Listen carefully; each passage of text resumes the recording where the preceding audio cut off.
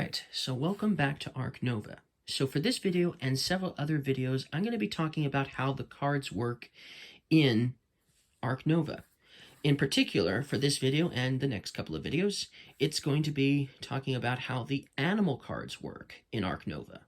Now, obviously, there's a ton of animal cards in this game. Tons of cards in this game. That means tons of abilities, and it's definitely hard to keep track of every single ability because there's just so many of them. Not only that, but even though I'm going to be explaining how they work, I might get one or two wrong here and there. So if I do, just let me know in the comments if I've gotten one wrong, and obviously tell me which one it is that I've gotten wrong, and obviously give me the actual, correct answer of how the actual card works. But I should have most of these down flat. So here we go. Oh, and I also tried to get all of the abilities together with each of the different animals, but there's some animals here that have two abilities, so I wasn't able to completely put all of the animal abilities together because of that. So anyways, without further ado, let's get started talking about animals and their abilities in Arc Nova.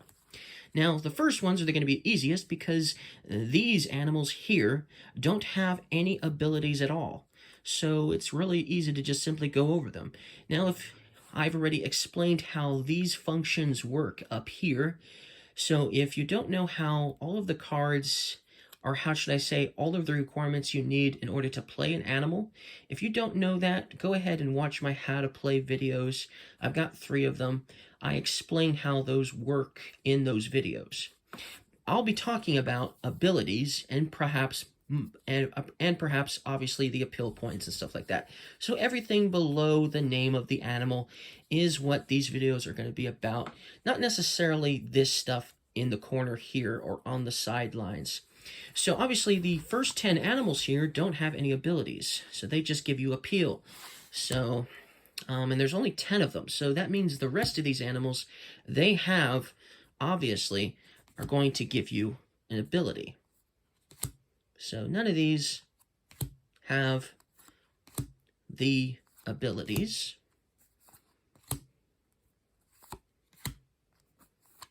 And that's all of them. Okay, so we're going to start with the digging ability. So the digging ability here, when you play this animal in the zoo, and any animal that has a digging ability, you're going to either discard one card from the display, hence the board, as in there will be cards on the board face up that you'll be able to see at all times. So that's what it's talking about. And then you can, like I said, discard one of them and then replenish, or you can discard one card from your hand to draw one card from the deck. So assuming you've got a card you want to discard, of course, then you could do that and then obviously draw a card from the deck. Or you could discard one card from the display, face up in the display, and then replenish. And with this ability, you can do it twice. That's why it's called Digging 2. And so the next one is also a Digging 2 ability. And so is this one, but this one is a Digging 3 ability. So you can do it 3 times with this animal. And this one, the Dugong here, you can do the digging ability up to 4 times. Cool, right?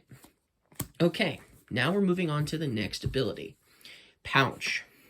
Now with Pouch here, you can place one card from your hand under the animal once you play it into your zoo, and you'll get 2 appeal.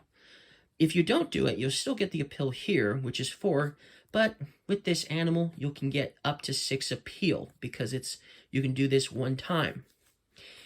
The next ability is also Pouch 1, and so you can do the exact same thing with the Tasmanian Devil that you can do with the Common Wombat. And obviously, you get the same amount of appeal points regardless, but you do get 1 extra reputation at least.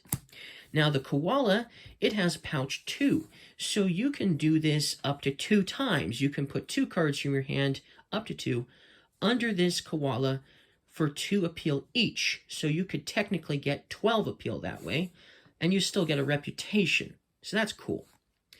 All right, now you'll notice this one has 2 abilities on it, Pouch 2 and Flock Animal 4. Well, pouch 2 is exact same ability as that of koala, so we won't talk about that. But the flock animal here, if you have this animal in your zoo, it can share an existing enclosure with another herbivore with an enclosure of 4 and up. So that means it can go with any other animal that has this icon on it. Okay, it can share space with it, but it also has to be an enclosure of at least 4 size in order for the red kangaroo to go in to share space with another animal. That's an herbivore. And so then we have the reindeer here, and it's got the flock animal ability, but with 3. So it can share space in an enclosure that's at least 3, the size of 3. Okay? And this one's got flock 2, so it can share space with another herbivore as long as the enclosure is at least 2+.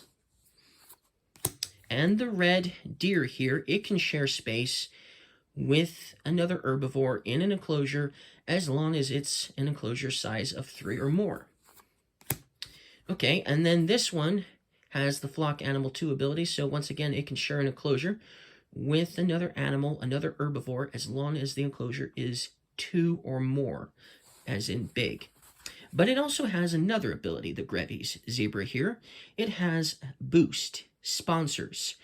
After finishing the current action, you may place the sponsor's action card on 1 or 5.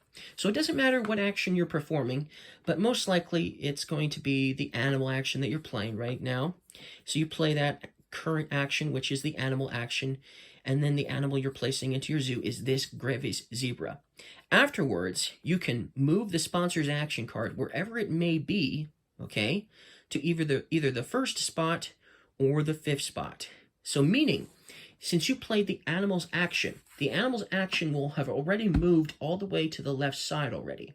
So if you were to put the sponsors on the left side, the advantageousness of doing that would push the animals up to 3. And so that means maybe you're thinking of playing the animal's action right away again, and so that might be something worth doing. But maybe you're planning on playing the sponsor's action right after this. So instead of that, you could move the sponsor's action to the 5 after placing this animal in your zoo. So either 1 or 5. But that's basically what boost sponsors is going to do. That's how the ability works.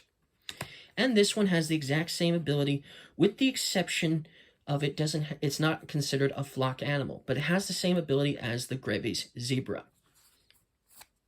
The sloth bear, it has a similar ability. It can boost, but it can boost the association action. So it does the exact same thing, basically, but instead of it being the sponsor's action, you're moving to the 1 or 5 tier slot. You can move your association action to the 1 or 5 slot. Moving on. And this one has the exact same ability as the sloth bear. And then we have boost cards. This one has a very similar ability to the last two, or last several anyways.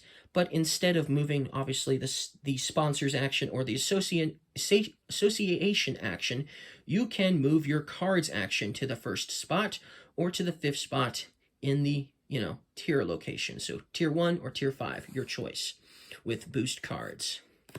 And then with the European badger, you can move the boost animals to the 1 spot or to the 5 spot, your choice. But basically it's the same ability as the last one, except it's animals. And then the great hornbill has the exact same ability, except it's with build. With the build action card, you can move it to the 1st tier spot or to the 5th tier spot.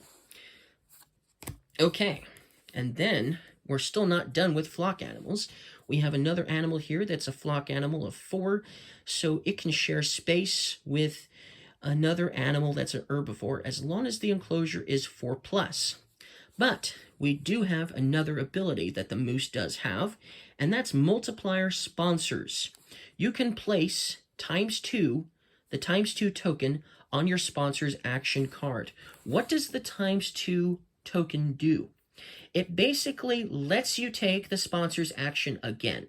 So when you take the sponsor's action, you can take it again on the same turn, which is nice. You get to do it twice in a row.